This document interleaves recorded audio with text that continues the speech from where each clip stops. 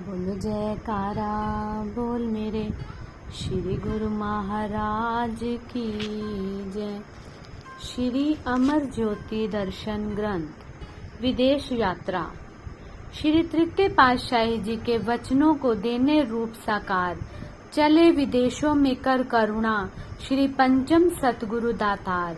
भक्ति नाम की ध्वजा विश्व के हर कोने में लहराई है, मायाग्रस्त जीवों को रहा सुख शांति की दिखलाई है। स्थान स्थान पर श्री परमहंस अद्वैत मंदिर बनवाए हैं, श्री परमहंसों की दिव्य सुषमा से सिंहासन सजाए हैं। 5 नियमों की बख्शी दौलत किया उपकार महान, युगों युगों तक महामहिमा का होगा चौकुंटी यशोगान। युग सम्राट भक्ति के उन्नायक महाराजाधिराज श्री श्री 108 श्री सतगुरु दाता दयाल जी श्री परमहंस श्री पंचम पातशाही जी महाराज ने आध्यात्मिक सिंहासन पर आरूढ़ होने के कुछ वर्षों पश्चात ही विदेशों में रहने वाले गुरुमुखों की विनम्र प्रार्थना को स्वीकार कर उन्हें भक्ति व रूहानियत की दात से लाभान्वित करने के लिए वहां का कार्यक्रम बनाया। श्री परमहंस दाता दयाल जी श्री प्रथम पातशाही जी महाराज की मौज को साकार रूप श्री अनंतपुर दरबार की महान कीर्ति पताका को श्री श्री 108 श्री तृतीय पातशाही जी महाराज की श्री आज्ञा अनुसार देश विदेश एवं सकल ब्रह्मांड में फैलाने के लिए आपने संत मंडली एवं भक्तों सहित उस ओर पग बढ़ाए। आपने सर्वप्रथम सन 1976 में पूर्वी देशों सिंगापुर, इंडोनेशिया में जकार्ता एवं सुराभाया, मनीला, हांगकांग और बैंकॉक में कृपा फरमाई। फिर तो परमार्थ के इस सिलसिले ने इतना विशाल रूप धारण किया कि आपने श्री परमहंस अद्वैत मत की ध्वजा को, नाम एवं भक्ति की पताका को विश्व के कोने कोने में लहरा दिया। आपके तेजो में ज्योति में मुखमंडल से निकलने वाली दिव्य रश्मियों से अज्ञानता के अंधकार में भटक रही रूहें आध्यात्मिक ज्ञान से प्रदीप्त हो उठी। सुदूर देशों में रहने वाले गुरुमुख प्रेमियों के अंतर्मानस मायावी चकाचौंध से दूर भक्ति की आभा से जगमगाने लगे। दूर गम की काली रात हो गई और जीवन में सुख की प्रभात हो गई। प्रेमियों के चकोर हृदय भक्ति के विदु को पाकर प्रेम की सरिता में मज्जन करने लगे। आपने अथक परिश्रम द्वारा स्थान स्थान पर जाकर किस प्रकार भक्ति की अभिलाषी रूहों को माया की गिरफ्त से बचाया, सत्य पथ दर्शाया और प्रभु परमात्मा से एकाकार होने का ढंग सुझाया। ये एक अनबूझ पहेली है।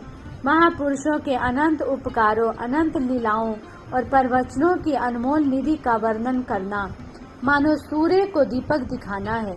फिर भी तुच्छ बुद्धि से उस अनंत सिंधु के कुछ एक बिंदुओं को यहाँ संकलन करने का प्रयास किया गया है।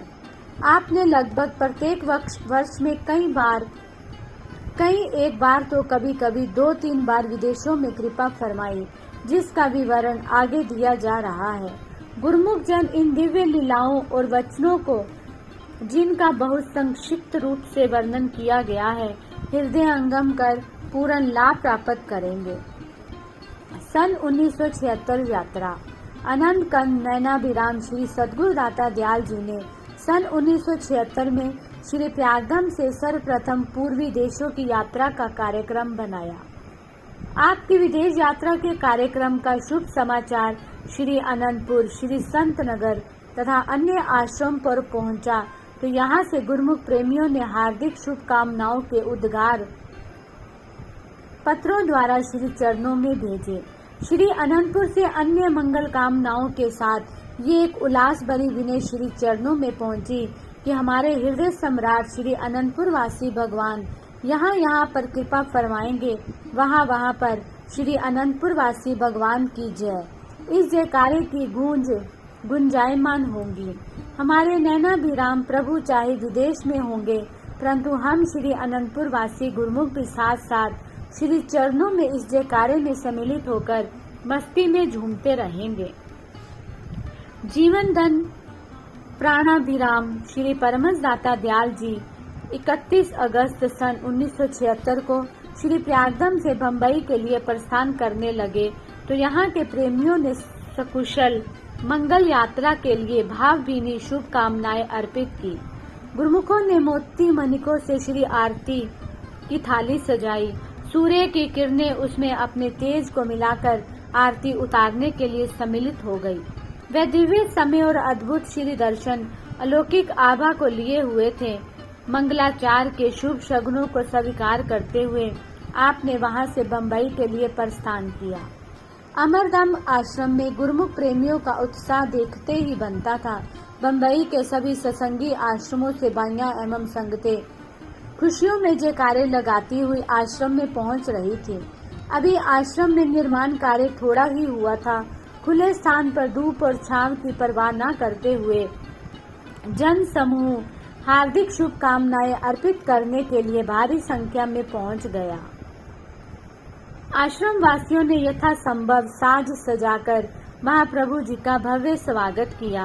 आपने अपने पावन वचनों में फरमाया, महापुरुष हमेशा जीव की भलाई के लिए संसार में विचरते हैं और जीवात्मा के कल्याण का मार्ग दर्शाते हैं, जिस पर चलकर संसारी जीव अपना लोक परलोक सवार लेते हैं। वैसे भी देखा जाए कि इस मनुष्य जीवन का लक्ष्य क्या है। आम दुनिया शरीर व इंद्रियों के सुख भोगों में फंसकर अपने असली काम को भूल गई है। उसी असली काम को जतलाने के लिए ही महापुरुष संसार में आया करते हैं। दोहा, इंद्री स्वार्थ सब किया, मन मांगे सो दीन, जा कारण जग सिरजया, सो दादू कछु न कीन। शरीर व इंद्रियों के सुख भोगों को भोगने में ही जीव ने अपनी सारी जिंदगी बर्बाद कर दी।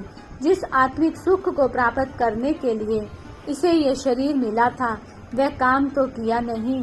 शरीर का सुख विनश जाने वाला है।